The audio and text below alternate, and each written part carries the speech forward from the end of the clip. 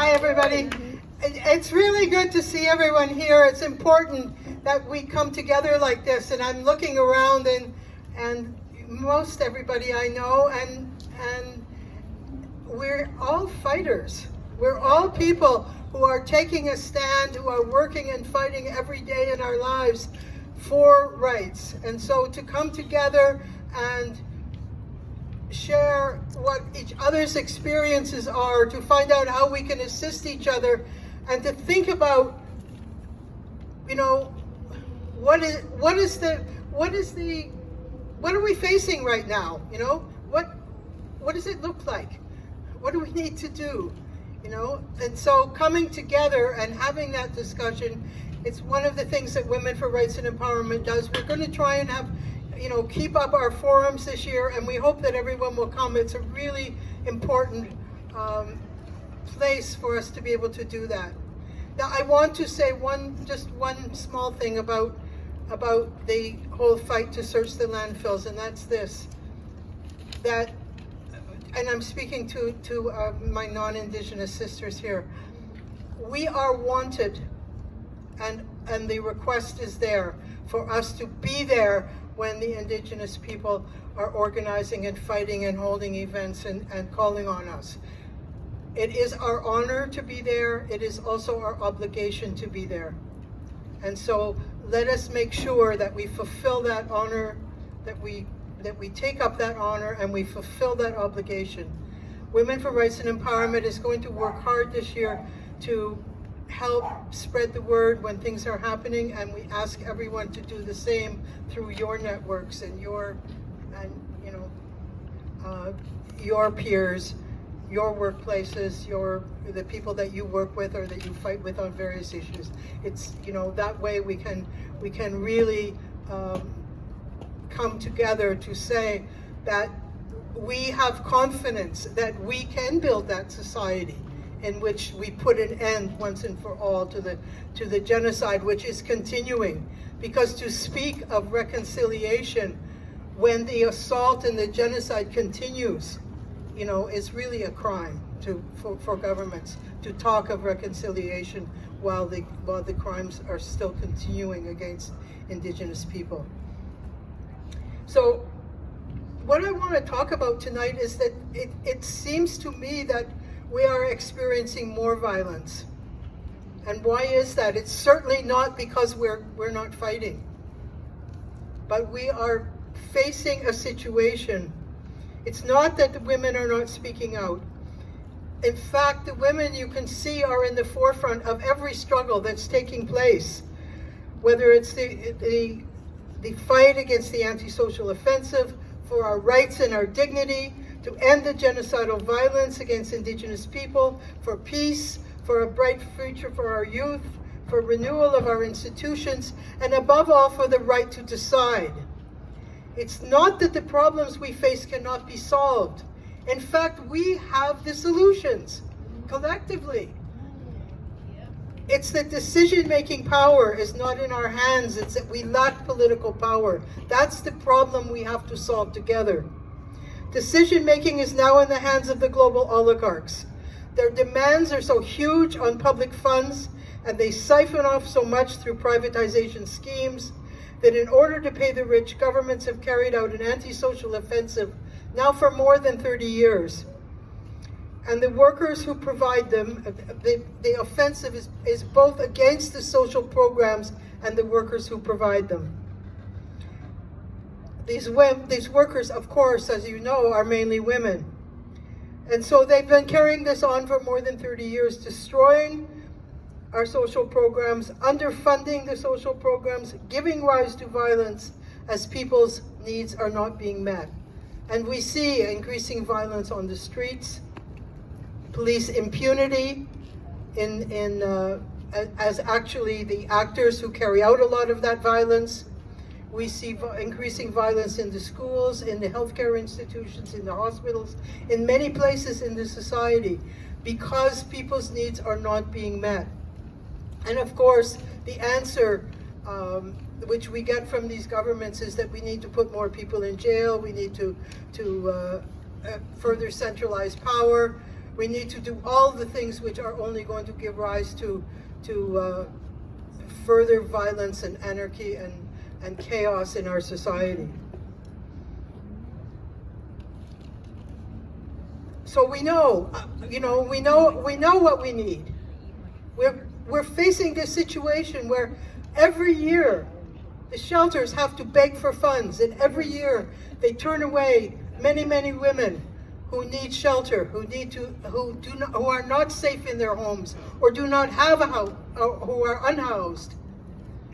We're facing a crisis in our schools, where the resources are not there, where the classes are too big, where the teachers cannot provide what the kids who are living in this chaos which exists in the society. We know, and Vanji's going to speak, so I'm not going to say too much.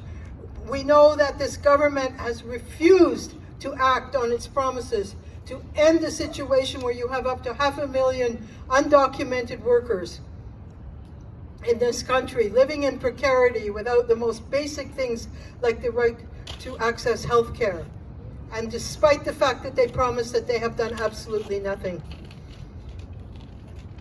We're now in a situation where actually right across the country there's an upsurge which is beginning, which is starting to take place, of all the workers throughout the whole public sector. And so I really want to raise here that this is a question of dealing with the source of violence. And when we talk about the fight that the public sector workers are facing, that it's a fight of everyone in this society. It isn't just a fight of those workers, because we have to fight to provide those programs which the people need, whether it's health care, whether it's care for our seniors, whether it's care for the most vulnerable children, the shelters, everything that we need, especially as women. So we are the ones who bear the brunt of this because we provide the programs, we work there, we're the ones who need many of these programs, and it's the women who fight, and that's why we're in the forefront of all these things. So it's the concern of all of us, as large numbers of public sector workers are beginning to formulate their demands. It is the nurses, the healthcare workers, the teachers, and other education workers who know what is needed, who have the solutions, and who simply cannot provide the services people need without the needed resources to take care of those needs, including unsustainable workloads. These conditions, as I said, are giving rise to violence in the schools, in the hospitals, in long-term care, often directed against the staff. Another form of violence which is on the rise is the all-round militarization of our society. Annexing Canada to the US war economy is a source of violence. And outrageously, governments claim that these wars, which they of regime change and destruction of those who do not submit to the rule by the US. Sanctions that deprive people of essentials of life, food and medicine, for example, the ability to trade, like the more than 60 years of sanctions against Cuba, are a form of extreme violence which affects women and children the most. And they say they're there to defend women's rights. So this militarization of our society, the use of more and more resources for military purposes, it's also a form of violence in the society and violence against peoples in other countries in the world, which has helped to create an enormous migrant crisis all across the world, for which again they blame the people. So I just want to give you one example. We were all told, if you remember, some of you may be too young, that in fact, Afghanistan, we were there, Canada was there to defend the women. So after 20 years of occupation, Afghanistan, when the US walked out, had the highest rate of infant mortality in the entire world. It was up there, I think, number 9, as the highest rate of women dying in childbirth in the entire world. And after 20 years of claiming that they were doing all these things for women, there were 4 million kids in Afghanistan who were not in school, and only 30% of women got to go to school. So this is, this is the reality. And I just want to quickly mention to you that there's a campaign which is being carried out right now with a very filthy film against the Cuban women, claiming that the women of Cuba, anyhow, the whole thing is just full of lies and so on. So if you see it there, don't go watch it. Take a stand against it, and join the campaign there to get 1 million signatures to tell Biden that it's time to take Cuba off the list of so-called countries that are harboring terrorists or sources of terrorism, which is a complete lie. So those are some of the issues. There's many of them. I certainly can't talk about them all tonight, but we as women also need to pay attention to what our country is doing, what Canada is doing and its Canadian military all around the world. It's very, very, very important for us to do that. Especially I want to mention Haiti, where Canada was instrumental in the past of overthrowing the progressive, democratically elected government, and the Haitian people have been paying the price ever since. Haiti was the first country in the world to establish that people have rights by virtue of being human, to end slavery, to overthrow the slave owners, and they've been paying for it ever since. And Canada is front and center in that. So we have an obligation also to pay attention to these things, to what Canada is doing on the world front.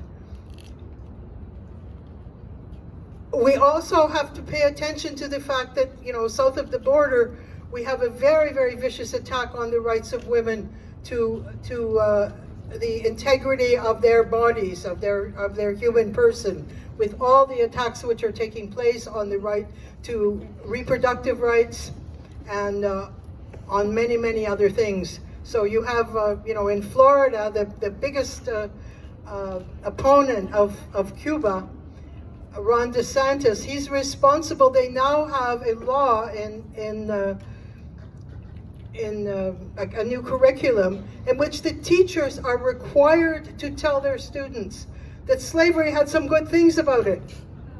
Shame. Shame. Yeah.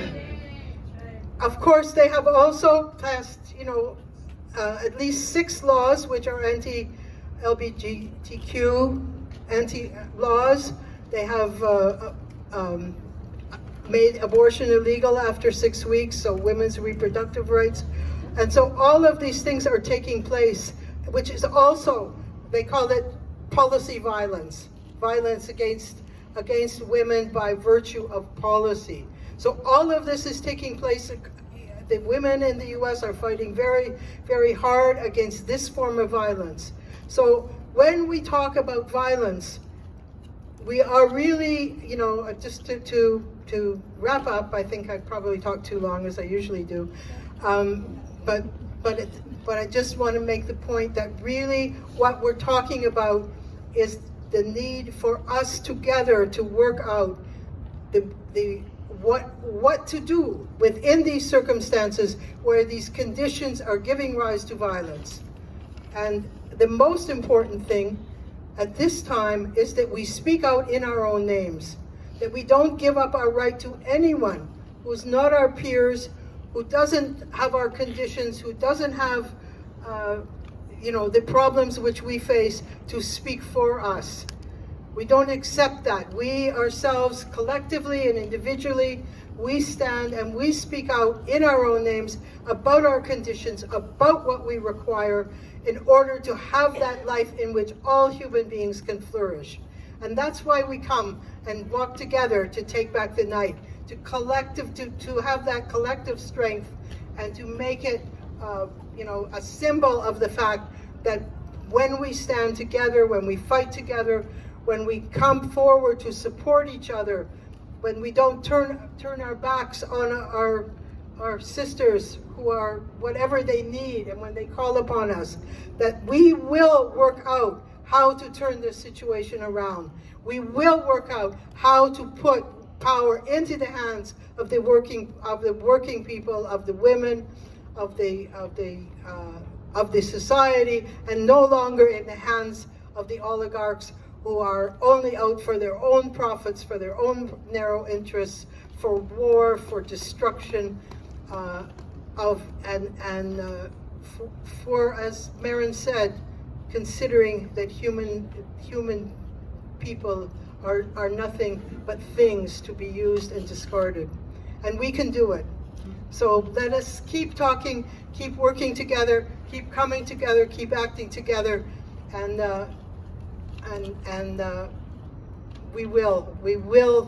we can do it. We can do it.